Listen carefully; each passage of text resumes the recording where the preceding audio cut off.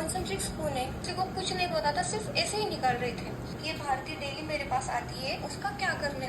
तो फिर वो क्या बोली कि उसको कुछ तो बोल के भगा दे वहाँ से, उसको वैसे भी निकालना है, वो कॉन्ट्रैक्ट बेस पे है और वैसे भी अपने पास मतलब उन्होंने बल्क हायरिंग इतनी कर दी थी ना कि फ्लोर पे बैठने के लिए जगह नहीं थी बंदे को। कंसेंट्रिक जैसी कंपनीज में टॉक्सिक वर्क कल्चर की वजह से छोड़ के चले जाते हैं बहुत जल्दी, तो फ्रेशर को ही सिर्फ हायर करते हैं। हमारे फ्लोर पे इतने फ्रेशर हुए थे ना, क्योंकि एक्सपीरियंस को सैलरी नहीं दे पाएंगे ना। ये क्लाइंट से अच्छे पैसे लेते हैं तो इनका जो बीच का मार्जिन है वो ज़्यादा बच जाता है फ्रेशर्स हायर करने की वजह से।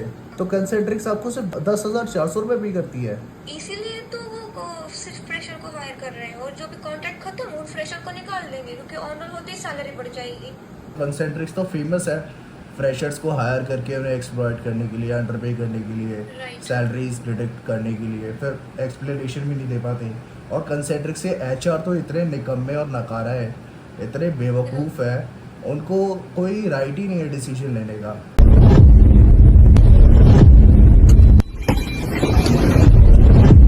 जैसे कि मैंने आपको बोला कि मैं कॉन्ट्रैक्ट बेस पे वहाँ पे काम करती थी। मैंने ज्वाइन किया था 20 मार्च 2024 को। कॉन्सेंट्रिक स्पून है पुणे। अच्छा ठीक है। मुझे पता था कि मेरा कॉन्ट्रैक्ट खत्म होने वाला है, बट वो बोले थे कि कॉन्ट्रैक्ट खत्म होते ही हम आपको ऑन रोल कर देंगे। परफॉर्मेंस के बेसिस पे आपको परमानेंट करने के लिए बोला होगा ना। मतलब मुझे एचआर ने बोला था कि आपका कॉन्ट्रैक्ट खत्म होने वाला है, तो फिर हम आपको टर्मिनेट कर रहे हैं। तो फिर मैंने पूछा उनको कि क्यों टर्मिनेट कर रहे हैं, मुझे कोई मेल भी नहीं आया। और मेरा वो बोले आपका परफॉर्मेंस वीक है। तो फिर मैंने बोला कि ठीक है, आप डेटा दिखाओ और बताओ कि मेरा परफॉर्मेंस कहाँ पे वीक है।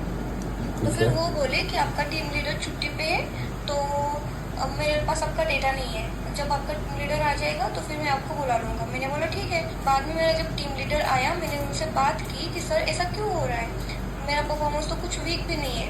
मेरा लेट लॉगिन नहीं था, लेट लॉग आउट नहीं था, ना मेरे पे कोई IR रेस था, ना मेरा कोई डिफेक्ट था, ना मेरा आज तक कभी एरर आया था, मतलब कुछ भी प्रॉब्लम नहीं था। तो फिर कौन से बेस पे निकाल रहे हो। ठीक है। तो फिर वो बोले कि मुझे कुछ पता नहीं है, ऊपर से डेटा आता है और आप जाके मैम को बोलिए। मतलब कि इतनी बात तो समझ में आती है कि जो भी होता है मैनेजर के पास से ही ऊपर जाता है। मतलब किसको रखना है, किसी को नहीं, क्या करना है, सब मैनेजर ही देता है ऊपर। तो फिर मैं मैम के पास गई। हाँ, तो फिर मैम बोली कि नहीं, आपको हम निकाल रहे क्योंकि आपकी ल्यूज ज़्यादा है। तो फिर मैंने बोला ल्यूज ज़्यादा है, आप एक बार डेटा तो निकालो। लीव तो ज़्यादा है डेटा आपकी। निकाला। हाँ, ऐसा बोला मुझे एचआर ने। तो फिर उन्होंने HR नहीं, जो DP रहती है ना। अच्छा, डीपी ने बोला, ठीक है। हाँ, तो फिर उन्होंने डेटा दिखाया। तो फिर मैंने बोला कहाँ पे मेरी छुट्टियाँ ज़्यादा है, जितनी 1 ईयर में आप प्रोवाइड करते हो उससे तो ज़्यादा मैंने कुछ भी नहीं ली है। तो फिर उन्होंने मुझे कुछ प्रॉपर रीज़न नहीं बताया। तो फिर वो क्या बोले कि ठीक है, मैं आपको बताती हूँ, ऊपर HR से बात करती हूँ क्या हुआ है करके। मतलब किसी को कुछ नहीं पता था, सिर्फ ऐसे ही निकाल रहे थे। मैं फिर से HR के पास गई कि मैम आपने कल बुलाया था मुझे। तो फिर वो बोली कि DP क्या बोली। मैंने बोला कि DP ना कुछ बोल रही है, ना मेरा टीम लीडर कुछ बोल रहा है।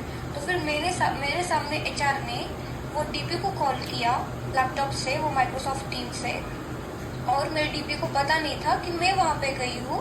तो फिर उसने मैसेज किया HR ने DP को कि hi Anandita, Bharati is with me, can I call you. तो फिर वो DP ने मैसेज देखा नहीं और HR ने डायरेक्ट कॉल कर दिया। और वो HR ने हेडसेट लगाई नहीं थे, उसका लैपटॉप का माइक्रोफोन था। तो फिर वो बोली आनंदिता को कि ये भारती डेली मेरे पास आती है, उसका क्या करना है, उसको कंफर्मेशन क्या देना है। तो फिर वो क्या बोली कि उसको कुछ तो बोल के भगा दे वहाँ से, उसको वैसे भी निकालना है, वो कॉन्ट्रैक्ट बेस पे है और वैसे भी अपने पास मतलब उन्होंने बल्क हायरिंग इतनी कर दी थी ना कि फ्लोर पे बैठने के लिए जगह नहीं थी बंदे को। एक बात बताइए, हाँ, आप कॉन्ट्रेक्चुअल बेसिस पे हैं वहाँ पे, है ना। हाँ, हाँ, हाँ। तो कंपनी के पास तो 100% ये अथॉरिटी है, ये कंपनी का हाँ, कि डिसीजन है कॉन्ट्रैक्ट कि बेस से हाँ कि कॉन्ट्रैक्ट एक्सटेंड करेंगे आपका या नहीं करेंगे। उधर ही मेरा एक HR फ्रेंड है, वो उनको कैबिन में लेके गया, मेरे टीम लीडर को और SME को। वो बोले कि इसको क्यों निकाल रहे हैं, मेरी फ्रेंड है, उसको मुझे पता है इसका परफॉर्मेंस हो गया, सब कुछ अच्छा है। तो फिर वो मेरा मतलब टीम लीडर और SME क्या बोले। SME बोला कि ये टीम लीडर को कुछ भी बोलती रहती है, ये इसका फील्ड भी नहीं है, उसका जॉब की ज़रूरत भी नहीं है। अब आप एक बार बताओ कि मेरा हेल्थ प्रॉब्लम था, फिर भी मैं वो जॉब कर रही थी। तो फिर मेरे को बिल्कुल। कैसे मतलब जॉब की जरूरत नहीं है। सही बात ऊपर है। से मैं नाइट शिफ्ट कर रही हूँ। अच्छा एक बात बताओ, आपका ये जो कॉन्ट्रैक्ट था ये कितने टाइम के लिए था? 1 ईयर। 1 ईयर का। तो आपको अब 1 साल हाँ का एक्सपीरियंस हो गया है ना? हाँ हाँ। दूसरी बात, इससे पहले आपने कहीं जॉब करी है? नहीं, मैं फ्रेशर थी ना, फ्रेशर मेरा थी आप? फर्स्ट जॉब था। ठीक है। तो पाटिल एक बात बताओ, जिस कंपनी में इतना टॉक्सिक वर्क कल्चर है और आपके हाँ टीममेट्स आपको सपोर्ट नहीं कर रहे, आपके हाँ टीएल मैनेजर या जो डीपी है और एचआर भी आपकी हाँ हेल्प नहीं कर पा रहे, एचआर हाँ के पास ये राइट ही नहीं है डिसीजन लेने का कि वो आपकी कोई मदद कर पाए, है ना? हाँ, वो वही है। इंडिपेंडेंट ही हाँ नहीं है कि आपकी, हाँ वो इंडिपेंडेंट ही नहीं है खुद कोई डिसीजन लेने के लिए। तो हाँ। ऐसी टॉक्सिक जगह पे आप काम क्यों करना चाहते हो? नहीं, मैं काम तो अभी नहीं करना चाहती, मुझे अब तक पता नहीं था ना कि मेरे पीछे पीठ पीछे इतना हाँ सब कुछ हो रहा है। बिल्कुल। ये जब पता चला, अब तो वहाँ पे मुझे कदम भी नहीं रखना है। हम्म, और जिस दिन मेरा लास्ट डे था, ना मुझे टीपी ने बुलाया, ना मुझे एचआर ने बिल्कुल। बुलाया, और ना पे पॉलिसीज भी नहीं बताई कि आपको कितने दिन तक आपका एक्सपीरियंस लेटर मिलेगा, सैलरी कब तक आएगी, कुछ भी नहीं बताया। मतलब 1 to 1 भी नहीं किया है मेरे साथ। सिर्फ मेल इतना आया है कि रेजिग्नेशन लेटर है, दिस एंड दिस, आपको एक्सेप्ट करना है। रेजिग्नेशन लेटर है, एक्सेप्ट करना है? हाँ जो आप मुझे बता रहे हो इस बात से तो इंटेंशन पूरी क्लियर समझ में आती है कि उन्होंने बल्क हायरिंग कर ली है। कंसेंट्रिक जैसी कंपनीज में अब लोग क्या होता है, टॉक्सिक वर्क कल्चर की वजह से छोड़ के चले जाते हैं बहुत जल्दी। तो ये बल्क हायरिंग करते हैं। कोई भी नया प्रोजेक्ट आता है या फिर कोई भी नया प्रोसेस आता है तो वो क्लाइंट को खुश करने के लिए बल्क हायरिंग कर लेते हैं कि हमारे पास इतनी एम्प्लॉयज़ हाँ। हैं, इतने लोग हैं राइट। काम करने के लिए, या फिर कॉन्ट्रेक्चुअल बेसिस पे हायर कर लेते हैं। और वो डिमांड के अकॉर्डिंग या तो उनको कंटिन्यू कराते हैं और कुछ लोगों को निकालना पड़ता है क्योंकि क्लाइंट को उतने एम्प्लॉयज़ की ज़रूरत ही नहीं होती है राइट। जितनी ये राइट। हायर कर लेते हैं। अब इनको हाँ किसी न किसी बहाने से तो निकालना ही है, इसलिए कॉन्ट्रेक्चुअल हायरिंग करते हैं। हाँ। और वही ना, मतलब फ्रेशर को ही सिर्फ हायर करते हैं। हमारे फ्लोर पे इतने फ्रेशर हुए थे ना, पहले से ही इतनी हायरिंग की हुई क्योंकि थी। अब एक्सपीरियंस जो को सैलरी नहीं दे कॉन्ट्रैक्ट, पाएंगे ना ये। हाँ वही वही मैं आपको वही बात बोल रही एक्सपीरियंस थी, को क्योंकि सैलरी अभी देंगे हम, कैसे? कि वही तो फ्रेशर्स को ना हायर ये। करेंगे, ये सैलरी लेंगे क्लाइंट से, अच्छे पैसे लेते हैं तो इनका जो बीच का मार्जिन है वो ज़्यादा बच जाता है फ्रेशर्स हायर करने की पर वजह से। हाँ ना, मतलब एक कॉन्सेंट्रिक्स का ऐसा है कि फ्रेशर हायर करेंगे, 15,000 में निपट जाएगा इनका काम। 15,000 भी नहीं, ऊपर से तो गवर्नमेंट 4,500 देता है, और जो 10,500 है वो सिर्फ कॉन्सेंट्रिक्स पे कर रही है। मतलब कॉन्सेंट्रिक्स को जो पे करना है वो सिर्फ 10,500 पे कर तो रहे आप हैं, ऊपर का अप्रेंटिसशिप जो में है हो वो। क्या? हाँ। अच्छा अप्रेंटिसशिप में हो, वो आपको सिर्फ 10,400 रुपये देते हैं, 15,000 रुपये भी पूरे पे नहीं करते। नहीं, गवर्नमेंट देता है ऊपर का। तो वो जो गवर्नमेंट ऊपर देती है 4,500 रुपये, वो अच्छा वो आपको मिलते हैं, क्रेडिट तो होते होंगे है ना? हाँ हाँ हाँ। तो कंसेंट्रिक्स आपको सिर्फ 10,400 में 10,400 रुपये भी करती है। इसीलिए तो वो सिर्फ फ्रेशर को हायर कर रहे हैं, और जो भी कॉन्ट्रैक्ट खत्म वो फ्रेशर को निकाल देंगे, क्योंकि ऑनर होते ही सैलरी बढ़ जाएगी। बिल्कुल बिल्कुल सही बोल रहे हो आप। और कितनी? मतलब जितना भी, मैं एक बात सिंपल सॉर्टेड बोलूँ क्या आपको, बोलो इधर एक बोलो। कॉन्सेंट्रेट से ना पुणे का, मेरा मतलब जो फ्रेंड था और एक था कलीग था, वो छोड़ के चला गया।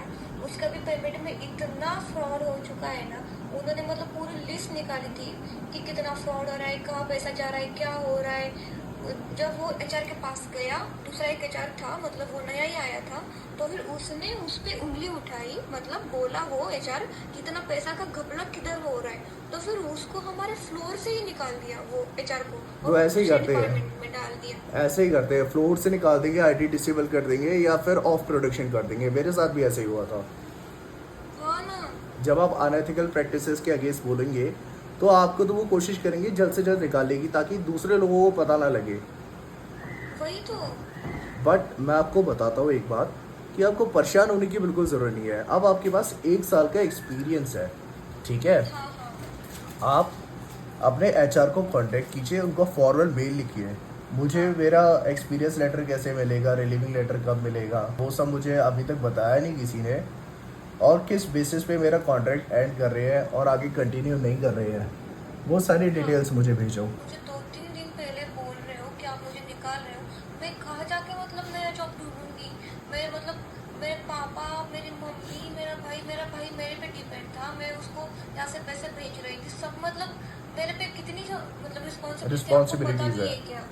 हाँ ना, मैं यहाँ पे जॉब कर रही हूँ, मतलब कुछ तो रिस्पॉन्सिबिलिटी होगी ना मेरे पास। बिल्कुल। मैं उनके मतलब मुझे इतना रोना आ रहा था ना, मैं उनके सामने रोई भी, फिर भी उनको मतलब कुछ कुछ फर्क नहीं पड़ रहा था। उनको मतलब फर्क उनके नहीं लिए पड़ेगा देने यार, का था। फिर दूसरों को एक्सप्लॉइट ही करते हैं वो, और क्या एक्सपेक्ट करोगे आप? तो आपको परेशान नहीं होना, है ना? आपके पास स्किल्स है, हाँ तभी उन्होंने आपको हायर करा। ठीक है, हाँ आप अपने हाँ काम में राइट अच्छे हो, इसलिए वो आपको कोई रीज़न भी नहीं दे पा रहे निकालने का। तीसरी राइट बात, राइट। आपके पास एक्सपीरियंस है। तो अब हाँ आप इसके बारे में मत सोचो, क्योंकि अभी भी आपको 15,000 रुपये जो मिल रहे हैं वो बहुत कम है। उसमें आप वहाँ रह रहे होगे, पुणे में रेंट वेंट पे कर रहे होगे, जैसे तैसे खर्चे चला रहे होगे। अब आप कहीं भी अप्लाई करोगे, कम से कम आपको 25-30 हज़ार रुपये तो मिल जाएंगे आराम से, इंटरनेशनल वॉइस हाँ प्रोसेस में, है ना? हाँ, वो तो मिल ही जाएगा। हाँ जी। ये सिर्फ ये आपकी कहानी नहीं है, मैं तो रोज़ कोई ना कोई मुझे कॉल करके ये सारी बातें बताता है। सिर्फ कंसेंट्रिक्स नहीं है, और भी बहुत सारी कंपनीज़ हैं जिसके बारे में ऐसी सेम बातें बोली जाती है। कंसेंट्रिक्स तो फेमस है फ्रेशर्स को हायर करके उन्हें एक्सप्लॉइट करने के लिए, अंडरपे करने के लिए, राइट सैलरीज डिडक्ट करने के लिए, फिर एक्सप्लेनेशन भी नहीं दे पाते। और कंसेंट्रिक्स से एचआर तो इतने निकम्मे और नकारा है, इतने बेवकूफ़ है, उनको कोई राइट ही नहीं है डिसीजन लेने का। कंसेंट्रिक्स में एचआर तो मतलब एचआर डिपार्टमेंट बनाना ना बनाना बराबर ही है, सिर्फ रिक्रूटमेंट डिपार्टमेंट है जो काम करता है वो आपको हायर करने के लिए, वो भी 10 राइट तरीके राइट। के झूठ बोलता है आपको हायर करने से पहले। जैसे आपको बोला कि आपका कॉन्ट्रैक्ट एक्सटेंड कर देंगे, अब ये आपकी परफॉर्मेंस भी बढ़िया, बट आपका कॉन्ट्रैक्ट एक्सटेंड नहीं कर रहे। उनका काम हाँ ही ना। है कि आपसे मजदूरों की तरह काम कराए, जितनी रिक्वायरमेंट है कंपनी को ज़्यादा से ज़्यादा प्रॉफिट कराए, और आपको कम से कम पैसे पे करें। उनका इतना ही काम है, कम से कम पैसों में आपसे ज़्यादा से ज़्यादा काम कैसे कराया जाए। हाँ, वही तो, फ्रेशर को कुछ स्टार्टिंग में पता भी नहीं रहता, इसीलिए वो करते हैं बेचारे। हाँ, उनको तो अपना एक्सपीरियंस चाहिए ना, इसलिए वो बोलते भी नहीं बेचारे। आपको तो परमानेंट होने के वही तो। लिए इतना लग रहा होगा कि मैं परमानेंट हो जाती तो मेरा शायद करियर आगे बनता, आपकी टेन्योरिटी काउंट होती तो आप आईजीपी के लिए अप्लाई कर पाते। अब आप कॉन्ट्रेक्चुअल फिर बेसिस हाँ पे ज्वाइन करा आपने, ठीक है, 1 साल अगर आप परमानेंट डिप्लॉय होते आप आईजीपी भरने के लिए एलिजिबल हो जाते। बट आप एलिजिबल नहीं हो, हाँ ना। प्रमोट भी नहीं हो सकते हो, आपको दोबारा किसी और कंपनी में जूनियर लेवल से स्टार्ट करना पड़ेगा। तो ये तो करियर फ्रॉड ही है ना, आपके करियर के साथ की खिलवाड़ ही है, स्कैम ही है। बाकी आप परेशान मत होइएगा किसी बात को लेके। इतनी कम एज में आप इतनी मेच्योर हो, मुझे तो बहुत प्राउड फील हो रहा है आपसे बात करके कि आप अपने भाई का, छोटे भाई का भी ध्यान रख रहे हो, और मतलब पैसे भी आप जैसे तैसे सेव कर रहे होगे, कितने कॉम्प्रोमाइज़ कर रहे होगे, घर पे पैसे भेज रहे हो, बहुत अच्छी बात है ये। बाकी आप सर्च करिए, और ये मैं आपको बताऊंगा, मैं आपको एक सजेशन ये दूंगा कि किसी कंपनी की रेपुटेशन देख के कंपनी ज्वाइन मत करना, जहाँ पे ज़्यादा पैसे मिल रहे हो, सबसे ज़्यादा पैसे मिल रहे हो, वही आप ज्वाइन कीजिएगा, ठीक है? अल्टीमेटली पैसे ही ओके। मैटर करते हैं, हाँ वो तो बात है ना? चलिए हाँ ठीक है, ध्यान रखिए अपना। Okay. Okay bye, take care, good night, bye bye. Bye.